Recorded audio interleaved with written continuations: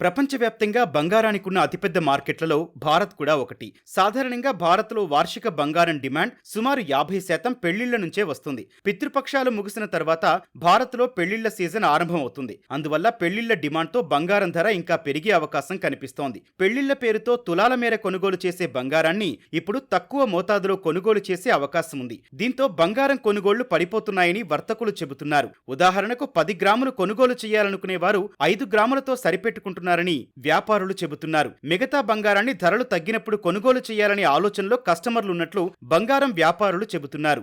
పరిస్థితులను అంచనా వేస్తే బంగారం ధరలు ఇప్పట్లో దిగొచ్చే అవకాశాలు కనిపించడం లేదు. ట్రంప్ రాబోయే రోజుల్లో ఇంకా ఎలాంటి నిర్ణయాలు తీసుకుంటారో ఎవరూ అంచనా వేయలేని పరిస్థితులు. మరోవైపు యుద్ధాలు ముగియడం లేదు. ఇది కూడా బంగారం ధరలు పెరగవచ్చని అంచనా వేయడానికి కారణం. సామాన్య మధ్యతరగతి ప్రజలు ఇబ్బందులు పడే పరిస్థితి వచ్చింది. చిన్న మొత్తంలో బంగారాన్ని కొనుగోలు చేసే వారికైతే ఈ ధరలు చాలా ఆందోళన కలిగించే అంశమని నిపుణులు చెబుతున్నారు. అందుకే ఈ ధరలతో అసలు బంగారం కొంటామా లేదా అనే భావన వారిలో మొదలైంది. బంగారం ధరలు ఒకవేళ తగ్గితే స్వల్పంగా తగ్గడం తప్ప భారీగా ఉండదని అంచనా వేస్తున్నారు.